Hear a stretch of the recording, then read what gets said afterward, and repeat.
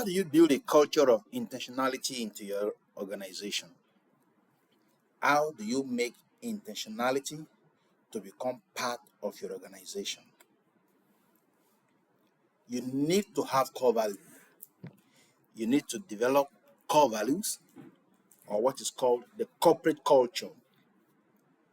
And when we talk about core values, we are talking about the principles or beliefs that a person or organization views as being of central importance.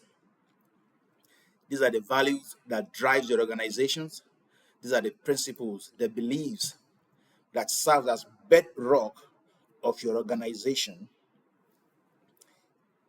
We'll take the core values of an organization called Golden Oasis Spring Foundation as an example, because the core values of every organization should reflect the principles and the beliefs they hold dear. In essence, you can't just do a kind of copy and paste. Your core values must be unique to what you believe. Your core values must be unique to the principles that you hold dear. So, for an example, in this lesson, as I said earlier, I will be using the core values of an organization called Golden Oasis Spring Foundation. And on their list, the first one is transparency.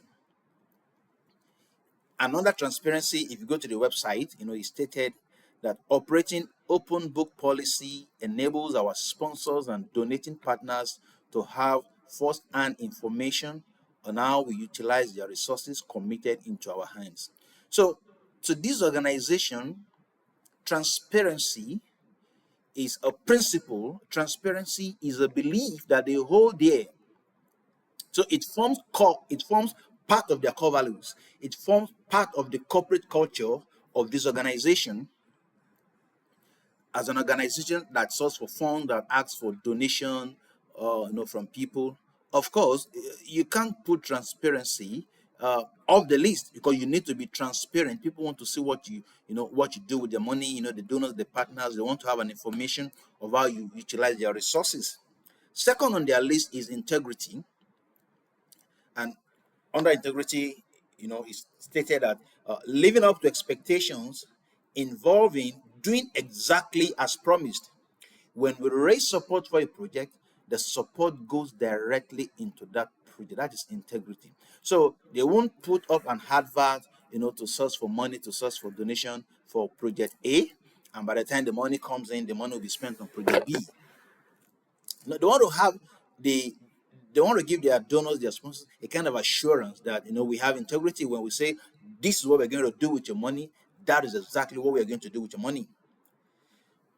The third on their list is empathy. Under empathy, what is being listed, they said, we strongly believe that the best form of human feelings is to put oneself in the shoes of the less privileged and walk in the path they walk to appreciate their daily struggle in life. Empathy. As an NGO, of course, even as human being, sympathy is one thing, empathy is another. When you talk of sympathy, you might just feel bad, feel sorry, for someone. But when you talk about empathy, you actually put yourself in the shoe. In the shoe. In the sense that you put yourself in the position of those people so that you can see the way they see things and experience things the way they experience it. Fourth on their list is prudence. Another prudence, is maintaining a balance in abundance and scarcity is to be prudent. Managing public funds for optimal performance and effective project execution cannot be divorced from prudent spending. Of course, the money will not always be there.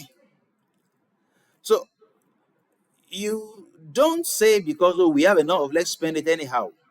You should be prudent. Here they are saying that in abundance and in scarcity, they need to be prudent. So it simply means that it's like judiciously making use of the fund that comes their way as an organization. And the last on the list is impact. Initiating and executing projects are largely determined by their economic and social impact both on society and the intended beneficiaries. In essence, they believe that they just don't want to run a project for running a project's sake. They strongly believe that any project that they are running or executing must be having an impact. So, for this organization, with these core values, whatever they do, whatever is being done, their vision, their goals, or whatever, is being guided by these core values, by these principles and these beliefs that they hold there. And anyone who come into the organization is expected to align, to fall in line, meaning their daily operation is guided by these core values. So if you don't share any of these core values, you may not, you won't even enjoy your stay there. So with this, the organization will be able to build in a culture of intentionality into the organization, into what they do, even into their staff, so that whatever they are doing, they are conscious of the fact that they need to be transparent. They are conscious of the fact that their integrity is at stake before donors and partners. They are conscious of the fact that they need to demonstrate empathy.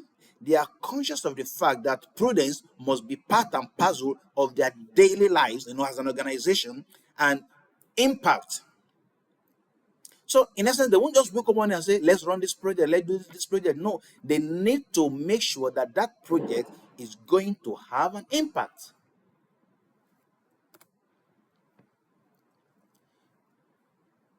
And one thing that we need to understand is this is not automatic.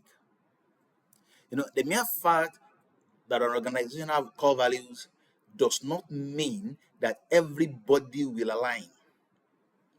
You need to model your organizational behavior as a leader here now, because you are the one in front, you are the one leading. So you need to embody these beliefs, these principles. They need to see it in you as the leader, as the head of the organization, so that you need to live it out.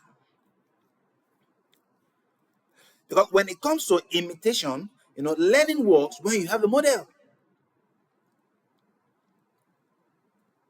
You see children, they talk about their role model, it's because when they look at the role model, they want to become like that role model. So also as a leader, you need to live out the core values of your organization.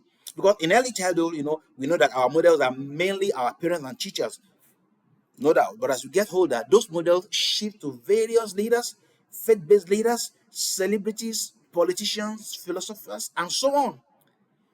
In any organization, the leader is the model. So that is the reason why if you see a leader of an organization who embezzles money, who spends money anyhow, you can be rest assured that those who are following him will have a very greater tendency to do the same.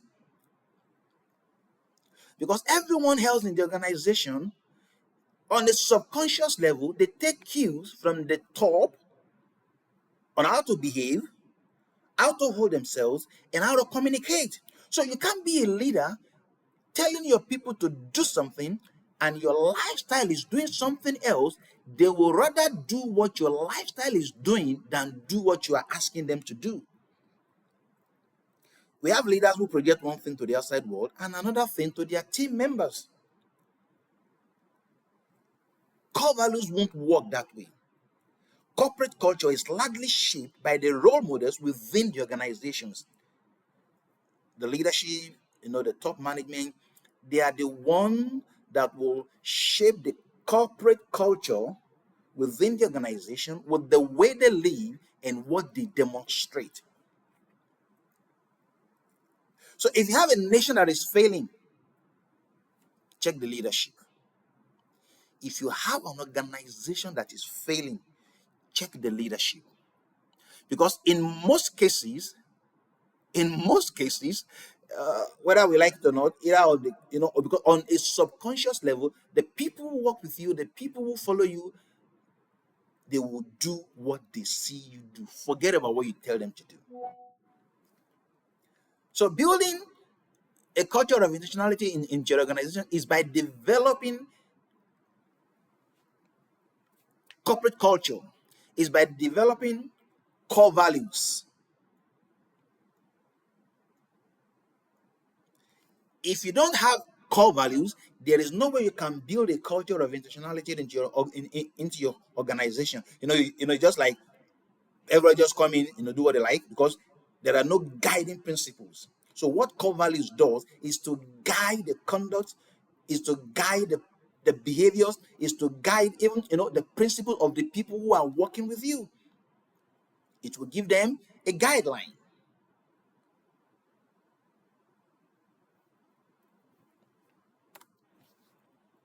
Before we move on to module 3, there are some activities here that we also need to do. The first one says, if you are to develop core values for your organization, what will it look like? Depending on what you hold here, depending on what your faith base is doing, your area of strength, your area of concentration, these are the things that will determine your core values. So if you are to develop core values for your organization, what will it look like? We've just seen an example of the core values of an organization. So if you have to develop yours, what will it look like?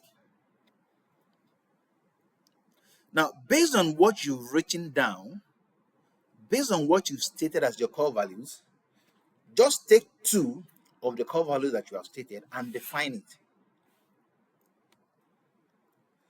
Just as we can see here, when they talk about integrity, they were able to define it, in line with their area of concentration, stating that living up to expectations involves doing exactly as promised. When we raise support for a project, the support goes directly into that project. So, based on what you've also written down, define it. So, let's make progress.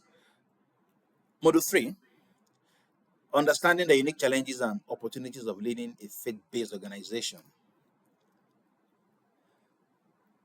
That means we'll be looking first at the unique challenges, and then later we'll be looking at the opportunities of leading a faith-based organization. Just like the picture that you can see, the man is carrying a burden. Leadership is a burden. You need to understand that fact. Leadership places a burden on you.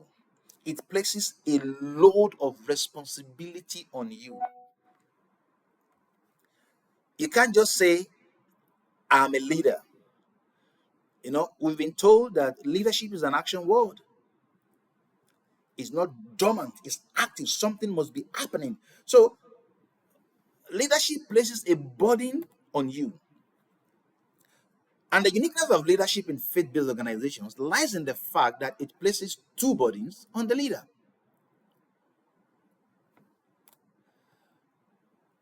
The first one is the moral burden.